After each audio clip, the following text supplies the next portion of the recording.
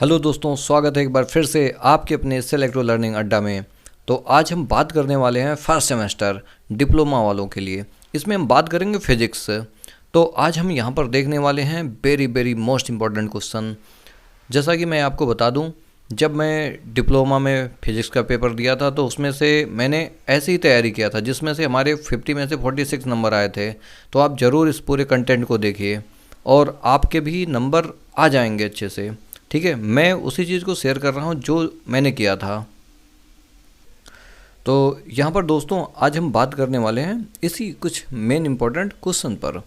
तो चलिए मैं शेयर करता हूँ आपको वो सारे क्वेश्चन और डिस्कस करते हैं कैसे क्या करना है। ठीक है, आप हमारे साथ बने रहिए। यहाँ पर आपके लिए 2 लेक्चर आएंगे, आप ज़रूर दोनों लेक्चर को देखिए। ठीक है, पेपर इन्हीं से आएंगे। और देखिए, अब आपके एग्ज़ाम के कुछ ही दिन हैं, ज़्यादा दिन नहीं है। तो आप ज़रूर इसको आप एक बार 2 बार लिख करके आप प्रैक्टिस कर लें, जिससे आपके ज़्यादा नंबर से नंबर है ना स्कोर हो सके। आइए यहाँ पर बात करते हैं सबसे पहले नंबर वेरी इम्पोर्टेंट क्वेश्चन पर। तो यहाँ पर जो आपके लिए है वो है यहाँ पर बीमा बिम्मीय सूत्र और बिम्मीय विश्लेषण से क्या तात्पर्य है और इनकी सीमाएं बताइए। तो देखिए, इस क्वेश्चन को है ना एग्ज़ाम में या तो आपसे पूछा जाएगा भौतिक राशि का बीमा क्या होता है और बिम्मीय सूत्र क्या होता है, या वहाँ से पूछ सकता है बिम्मीय सूत्र और बिम्मीय विश्लेषण क्या होते हैं, या ऐसा कुछ पूछ सकता है बिम्मीय विश्लेषण क्या होता है। मतलब इसी एक क्वेश्चन में 3-4 क्वेश्चन बन सकते हैं। ठीक है, तो यहाँ पर आप सारे पॉइंट को ध्यान से नोट करेंगे और समझते जाएंगे कैसे क्या करना है।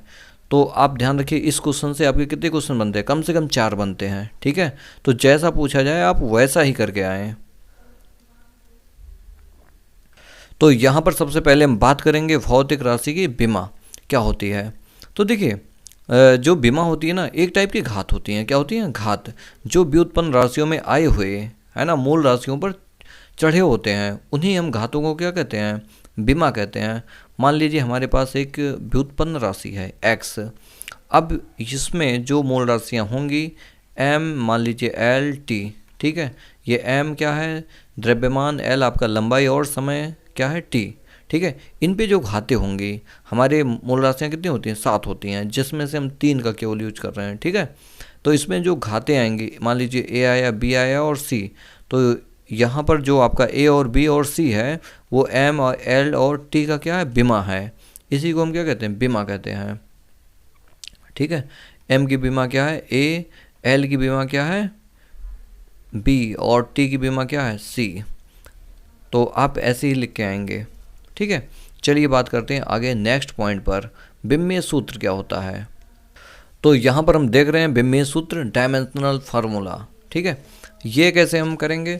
तो देखिए, बहुत ही आसान है। अगर हमारे पास अभी जैसा मैंने आपको समझाया, मान लीजिए आपके पास क्या है, कोई एक एग्जांपल ले लेते हैं समझने के लिए। वेग है, क्या है? वेग। ठीक है, क्या है? वेग। वेग बराबर आपका क्या होता है बताइए? विस्थापन।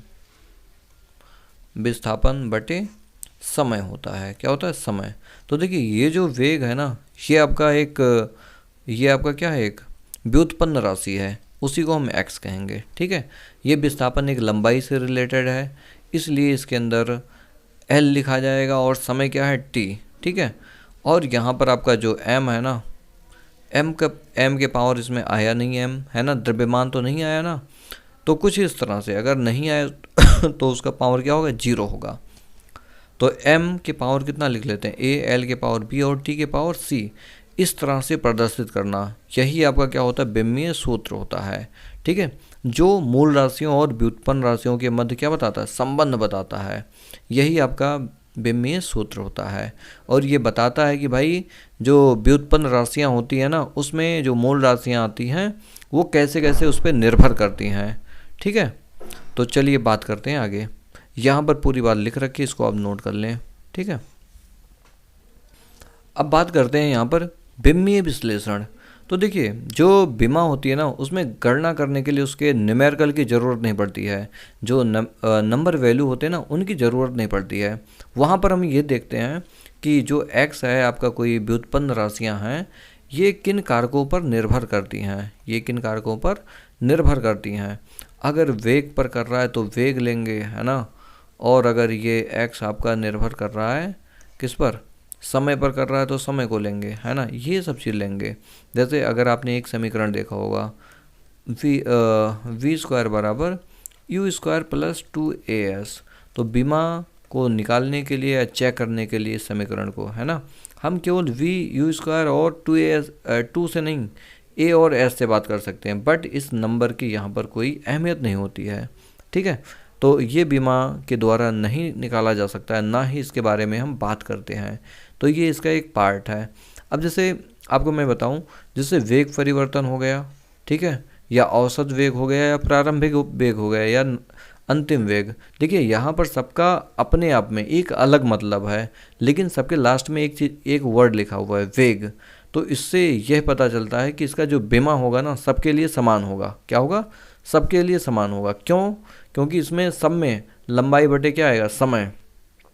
अब वहाँ पर उनके अकॉर्डिंग लंबाई और समय कैसे लेना हो, उनके अंदर, है ना, अलग अलग हो सकते हैं, बट उनकी जो एक यूनिट होगी वो लंबाई और समय में ही होगी। ठीक है, तो आपका बीमा ऐसी ही बात करता है। चलिए आगे देखते हैं। सेकंड विश्लेषण ये है कि मान लीजिए कोई एक भौतिक राशि है, ठीक है, उसके जो मात्रक होंगे ना, मात्रक अलग अलग हो सकते हैं, लेकिन उसकी जो बीमा होगी, बीमा एक होगी। क्या होगी? एक। मात्रक उसके अलग अलग हो सकते हैं, ठीक है, लेकिन उसकी जो बीमा होगी हमेशा यूनिक होती है। ठीक है, तो आपको इसको ध्यान रखना है।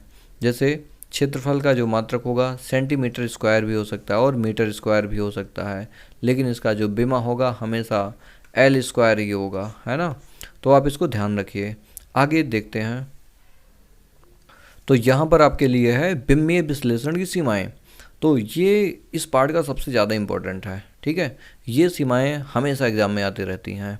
तो जैसे यहाँ पे पहला पॉइंट है, कुछ जैसे ये जो विधियाँ होती है ना, प्रयोगों के आधार पर सीमाएं तय की जाती हैं। पहला ये होता है, बीमा के द्वारा हम कोई भी कांस्टेंट की वैल्यू नहीं निकाल सकते हैं, ना ही कोई वो जानकारी दे सकता है कि इस कांस्टेंट का मान क्या होगा, और ना ही बीमा के द्वारा हम साइन या कॉस या लॉग वाले फंक्शन को हम प्रूव कर सकते हैं। ठीक है, इनके द्वारा नहीं कर सकते हैं। और सेकंड बात ये रही कि जो बीमा होती है ना, पूरे समीकरण के लिए नहीं, समीकरण के प्रत्येक पद के लिए, है ना, जांच हो सकती है। और फोर्थ पॉइंट में आपका क्या है, इस विधि द्वारा ज्ञात नहीं होता है कि राशि सदिश है या अदिश है। हाँ, ये भी एकदम सही पॉइंट है। यहाँ पर हम बीमा के द्वारा कभी नहीं ज्ञात कर सकते हैं कि भाई वो राशि सदिश है कि अदिश है। तो इनके कुछ ड्रॉबैक हैं। ठीक है, और सेकंड बात, जिस समीकरण में नियतांक बीमाहीन नहीं होते हैं उनके लिए यह विधि प्रयोग नहीं की जा सकती है। यह इनका एक लिमिटेशन है। तो यहाँ पर आपके लिए एक सेकंड क्वेश्चन है जो 2 नंबर में आते रहते हैं। रेखीय वेग तथा कोणीय वेग में क्या बताना? संबंध।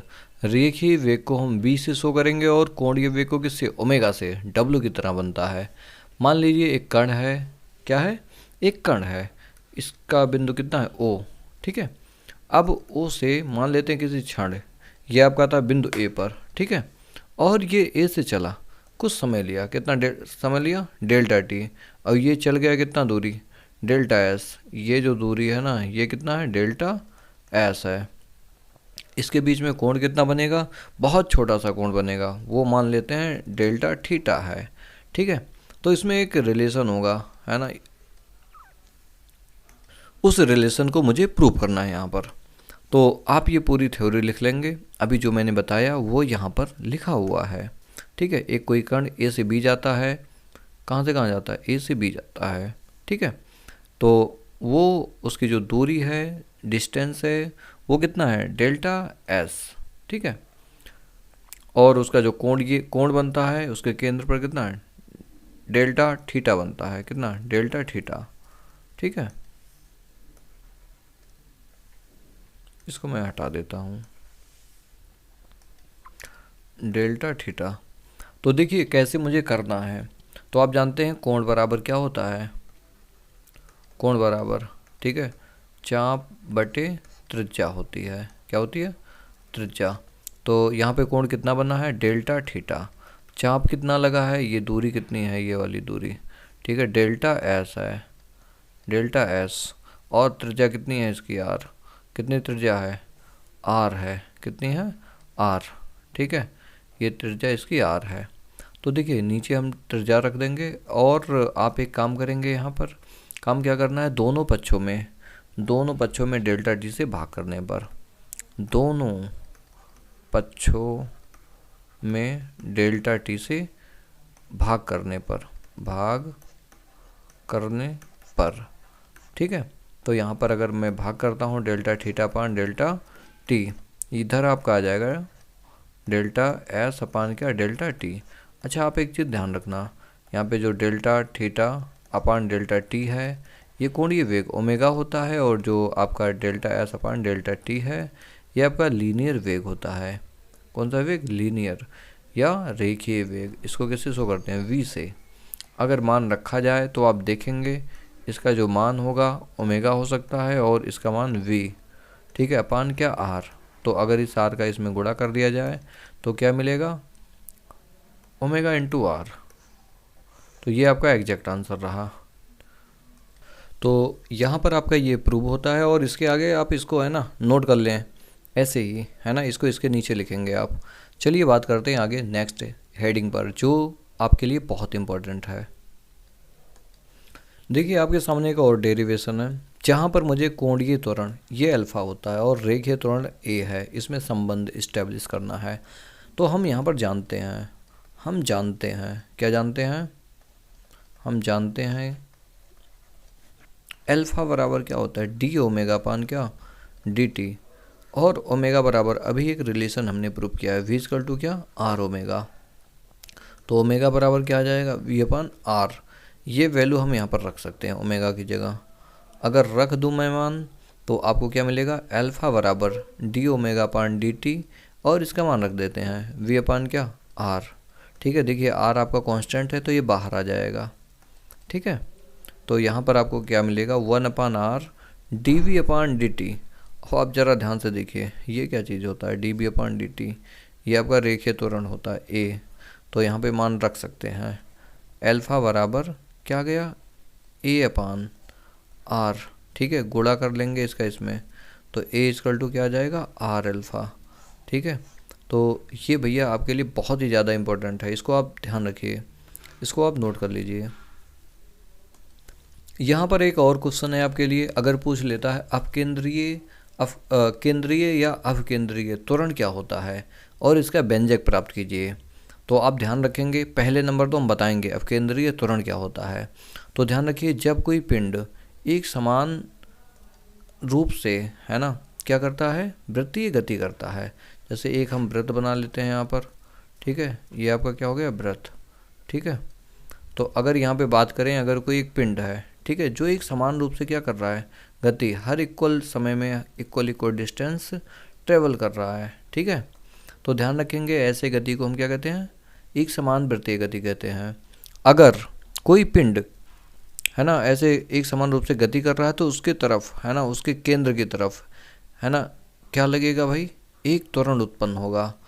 उसके केंद्र की तरफ लगने वाले त्वरण को ही हम क्या कहते हैं, अवकेंद्रीय त्वरण कहते हैं, सेंट्रीपिटल एक्सेलरेशन कहते हैं, ठीक है। आइए समझते हैं इनके कैसे हम व्यंजक को प्राप्त करेंगे। तो देखिए आपके सामने इसके फॉर्मूले को हम डिराइव करने जा रहे हैं।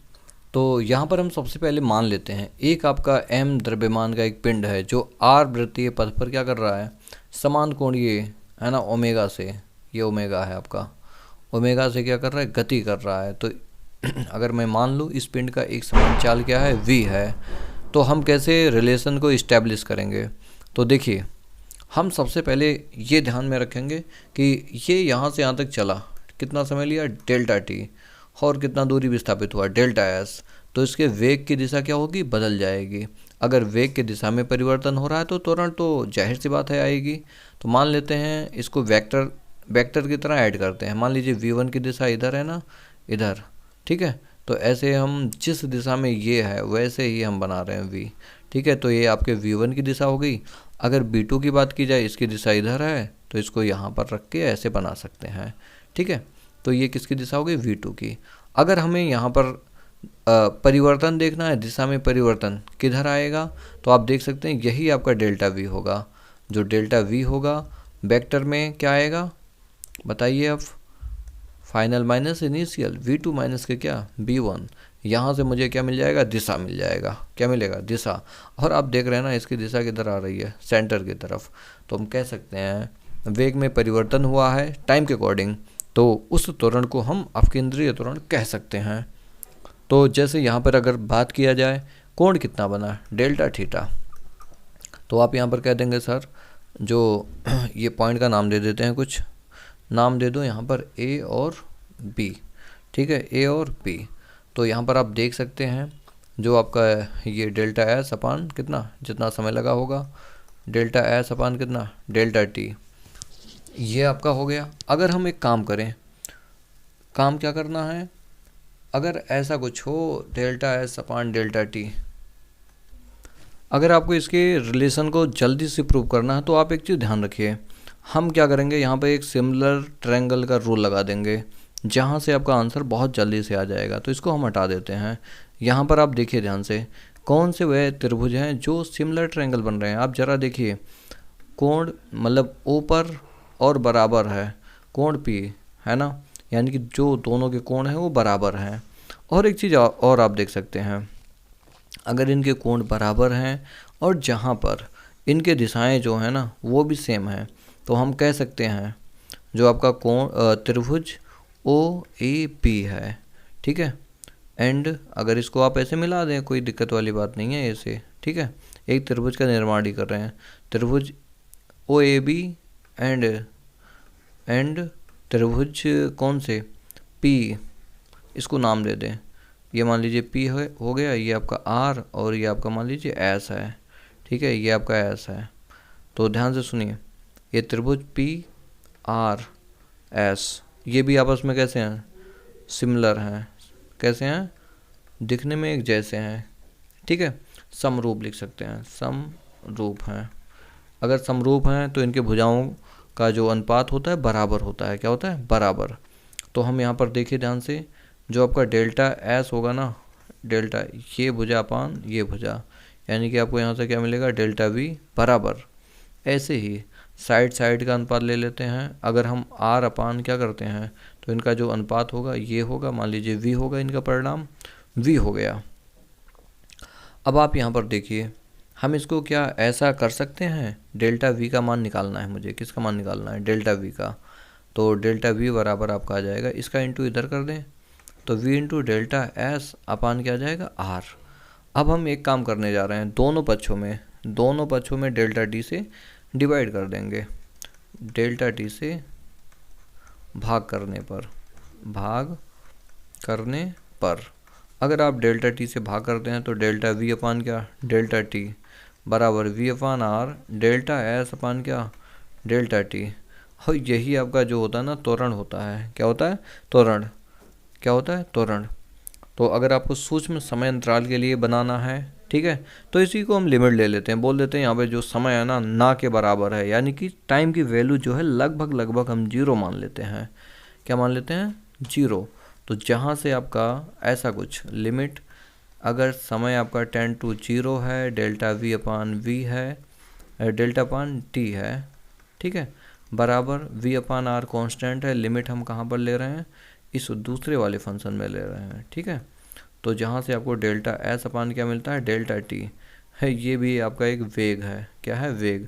और ये किसके बराबर होगा, त्वरण के, वी अपान आर, ये जो चीज़ है ना ये पूरा पार्ट, ये किसके बराबर होगा, वी के। अगर वी का वी में मल्टीप्लाई किया जाए तो आपको क्या मिलेगा, वी स्क्वायर अपान आर, यही आपका त्वरण को वाला फॉर्मूला है, ठीक है। तो ए बराबर आप क्या लिख सकते हैं, वी स्क्वायर अपान आर, यही आपका सेंट्रीपिटल एक्सेलरेशन होता है। तो आप इसको ध्यान रखेंगे। और आगे चलिए देखते हैं कुछ और इम्पोर्टेंट क्वेश्चन। यहाँ पर आपके सामने है केंद्रीय बल या अपकेंद्रीय बल की परिभाषा लिखिए, ठीक है। तो यहाँ पर आपके सामने है, हम जानते हैं अगर कोई एक पिंड है जो एक वृत्तीय गति करता है तो केंद्र की तरफ जो बल लगता है उस पर केंद्र की तरफ जो बल आरोपित होता है, ठीक है, उसी बल को हम क्या कहते हैं, अपकेंद्रीय बल कहते हैं। आप इसको ध्यान रखेंगे। इसके कुछ एग्जाम्पल भी हैं, जैसे पहला एग्जाम्पल, अर्थ जो है वो सन के परितः क्या करती है, चक्कर लगाती है। तो जो अर्थ है ना, अर्थ पे जो बल लगता है, ठीक है, सन तो आपका सेंटर में रहता है, तो अर्थ के द्वारा सेंटर की तरफ यानी कि सन की तरफ एक बल लगता है। तो ये एक एग्जाम्पल है किसका, अपकेंद्रीय बल का।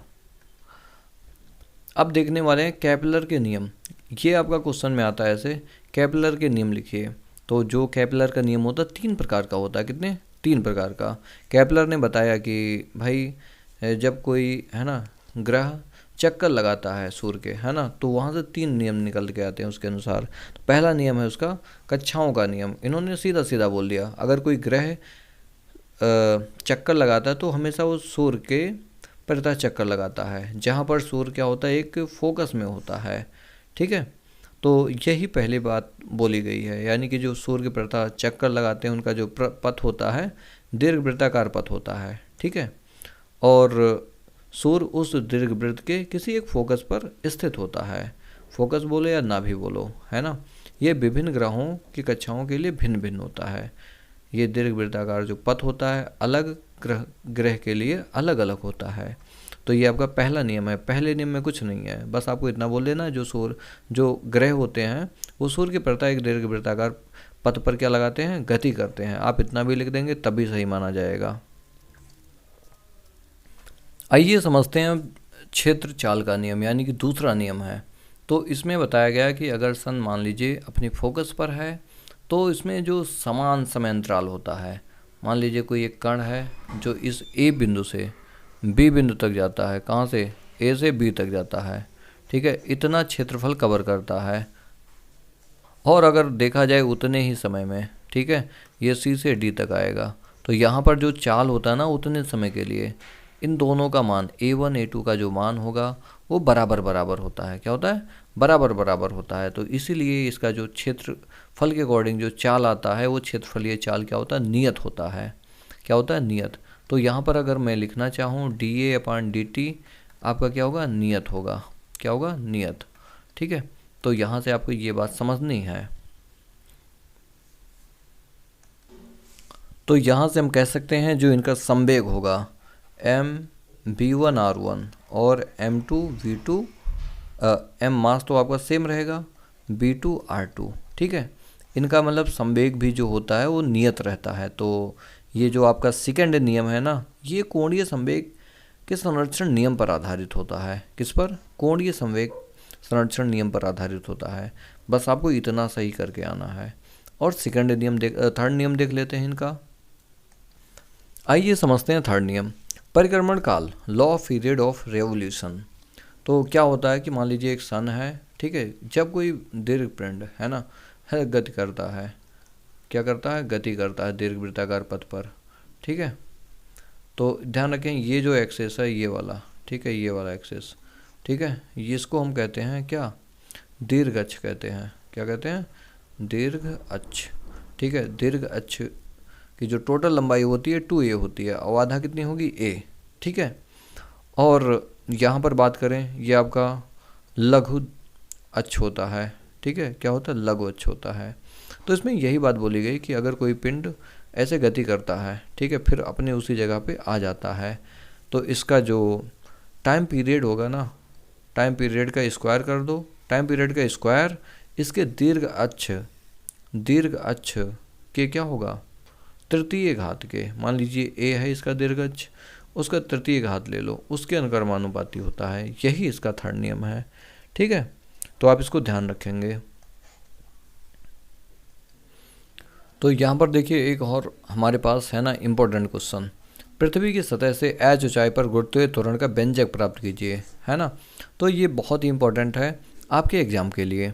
तो यहाँ पर समझते हैं कि हमारे पास एक ये अर्थ है, ठीक है, और इसकी जो मास है वो m है और इसका जो त्रिज्या है वो कितना है, r है।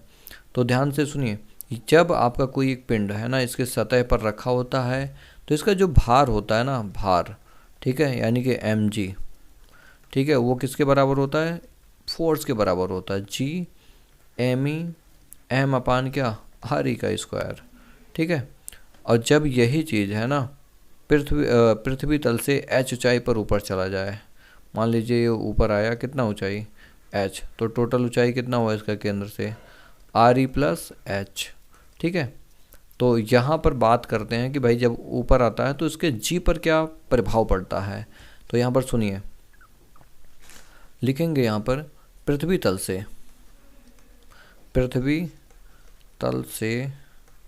एच ऊंचाई पर, पृथ्वी तल से एच ऊंचाई पर। ठीक है, पृथ्वी तल से एच ऊंचाई पर अगर भार चेक करें, ठीक है, तो इसका जो होगा एम जी डैश बराबर क्या होगा, जी एम ई एम अपान क्या होगा, यहाँ पर पूरी दूरी ली जाएगी आर ई प्लस एच का होल स्क्वायर। अगर ये फर्स्ट इक्वेशन है और ये सेकेंड इक्वेशन है, यहाँ पर मैं एक काम करूँ, equation number second divide by first कर दूँ, मैं समीकरण 2 में 1 से क्या करूँ, भाग कर दूँ। तो आप यहाँ पर देखेंगे जो आपका एम जी डैश अपान क्या है, एम जी है। ठीक है, डिवाइड करने पर आपको क्या मिल जाएगा, जी एम ई एम अपान क्या, देखो आर ई प्लस एच का whole square upon G M E m upon क्या, आर ई स्क्वायर। ठीक है, तो आप यहाँ पर देखेंगे ये टर्म पूरा कैंसिल आउट हो जाएगा, ये सबसे ऊपर पहुँच जाएगा। ठीक है, तो ये जहाँ पर आप देखने वाले हैं यहाँ से एम कट जाएंगे, जी डैश अपान क्या मिलेगा, जी बराबर आर ई का स्क्वायर अपान क्या, आर ई प्लस एच का होल स्क्वायर। अगर इसको ऊपर ले जाया जाए और बाइनोमियल के द्वारा एक्सपेंशन किया जाए केवल 2 पद तक,